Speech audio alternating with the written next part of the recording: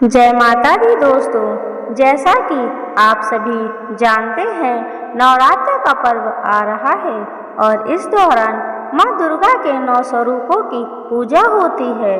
आज हम जानेंगे कि नवरात्र के 9 दिनों में कौन से देवी के रूप को कौन सा भोग चढ़ाना चाहिए ताकि माँ की विशेष कृपा आप पर बनी रहे। तो आइए जानते हैं किस दिन किस देवी को कौन सा भोग चढ़ाना चाहिए और इसके पीछे की मान्यताएं क्या हैं।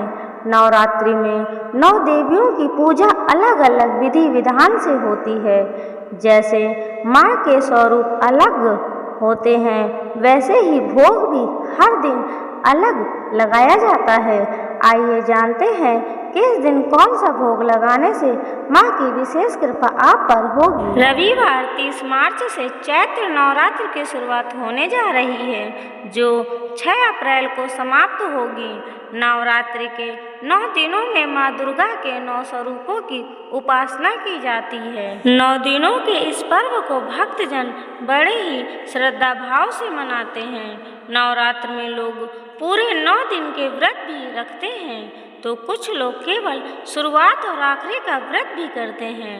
नवरात्र में पहले दिन माँ शैलपुत्री की पूजा होती है, दूसरे दिन ब्रह्मचारिणी, तीसरे दिन माँ चंद्रघंटा, चौथे दिन माँ कुष्मांडा, 5वें दिन माँ स्कंद माता, 6ठे दिन माँ कात्यायनी, 7वें दिन कालरात्रि, 8वें दिन महागौरी और 9वें दिन माँ सिद्धिदात्री की उपासना की जाती है। नवरात्र के 9 दिनों तक देवियों के स्वरूपों के अनुसार ही उन्हें अलग अलग भोग लगाया जाता है।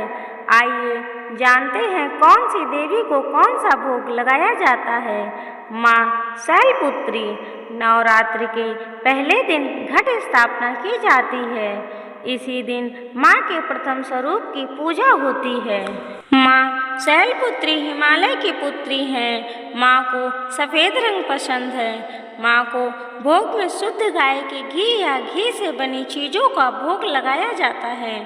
माना जाता है कि इससे आरोग्य का आशीर्वाद मिलता है। दूसरे दिन माँ ब्रह्मचारिणी, चैत्र नवरात्र के दूसरे दिन माँ के दूसरे स्वरूप की पूजा होती है।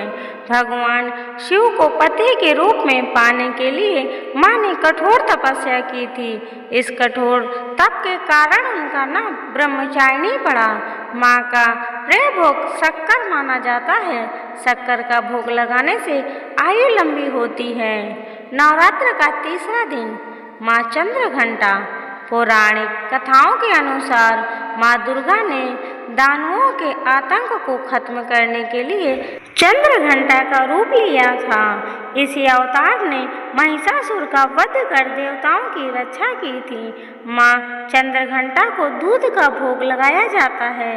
माता को दूध से बनी मिठाई या खीर का भोग लगाने से धन लाभ होता है। नवरात्र का चौथा दिन माँ कुष्मांडा, मान्यता है कि माँ कुष्मांडा ने अपनी दिव्य मुस्कान से ब्रह्मांड की रचना की है। माँ को मालपुए का भोग लगाया जाता है। माँ को मालपुए बेहद पसंद है। भोग से प्रसन्न होकर माँ अपने भक्तों की इच्छा पूरी कर देती हैं। नवरात्र का 5वां दिन माँ स्कंद माता, पौराणिक कथा के अनुसार माँ पार्वती ने अपने पुत्र कार्तिकेय को युद्ध के लिए तैयार करने के लिए स्कंद माता का रूप लिया था।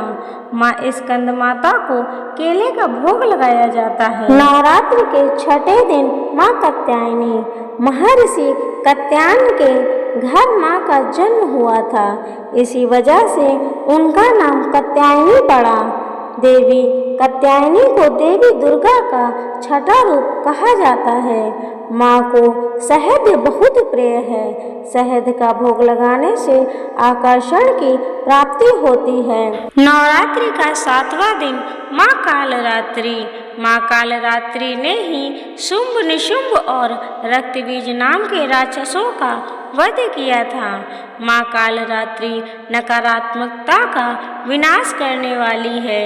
इनके शरीर का रंग काला और बाल बिखरे होते हैं। इसीलिए इन्हें कालरात्रि कहा जाता है। माँ को गुड़ का भोग बेहद पसंद है।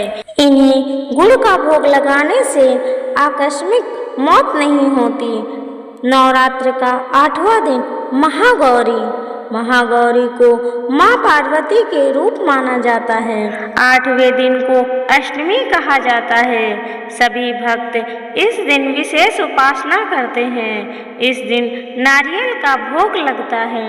नारियल को भोग लगाने से माँ आपकी मनोकामना पूरी करती हैं। नवरात्र के 9वें दिन माँ सिद्धिदात्री को शक्ति का रूप कहा जाता है। माँ भक्तों के भक्ति से प्रसन्न होकर 9 सिद्धि दे सकती हैं। नवरात्रि के 9वें दिन इनकी पूजा हवन होने के बाद कन्या पूजन होती है। इस दिन माँ को हलवा पूरी और चने की सब्जी चढ़ाई जाती है।